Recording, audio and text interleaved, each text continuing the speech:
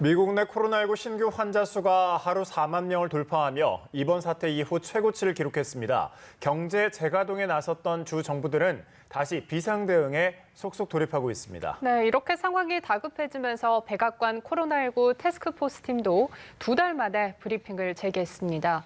워싱턴 연결해서 현지 상황 알아보겠습니다. 윤석희 특파원. 네, 워싱턴입니다. 네, 이렇게 미국 내 신규 확진자 수가 코로나19 사태 이후 최고치를 기록했다고요. 그렇습니다. 미국 존스 홉킨스 대학 코로나19 센터는 25일 현재 하루 신규 환자 발생 수가 4만 명을 기록했다고 밝혔습니다.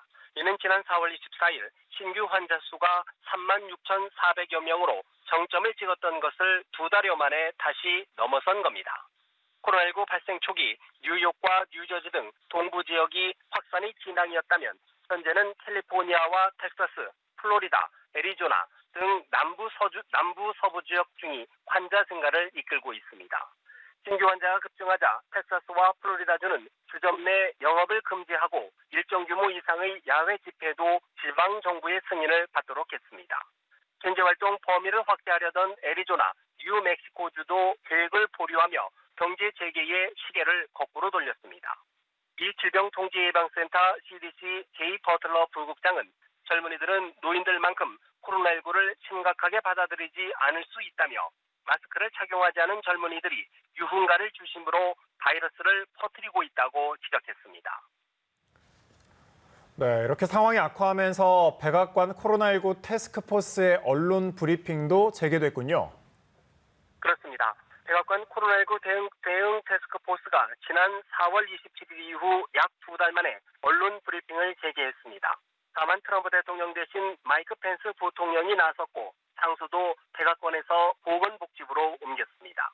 펜스 부통령은 미국 50개 주 가운데 16개 주에서 환자 수가 증가하고 있다며 사회적 거리 두기 등 지방 당국의 주문에 귀를 기울여야 한다고 강조했습니다. 다만 나머지 주에서는 안정된 모습을 보이고 있다며 두드러진 진전이 있었다고도 강조했습니다. 하지만 전문가들은 대규모 재확산 가능성을 경고하며 펜스 부통령과는 대조를 이뤘습니다.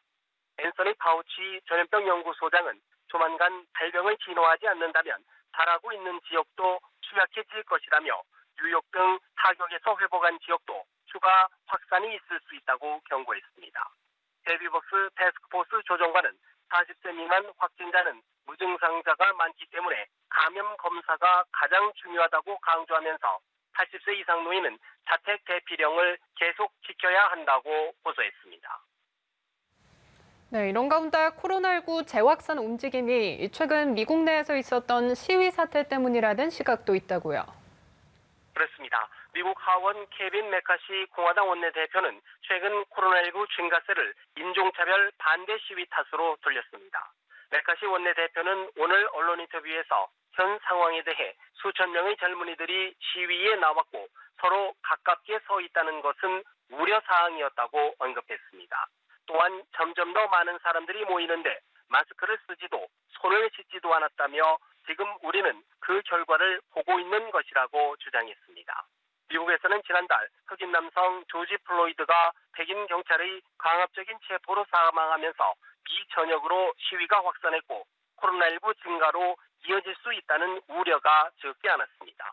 워싱턴 포스트는 보건당국도 대규모 시위가 바이러스의 확산을 가속화할 수 있다고 경고했다며 다만 시위와 확진 증가의 연관성에는 증거가 부족한 상황이라고 지적했습니다. 지금까지 워싱턴에서 연합뉴스 TV 윤석입니다.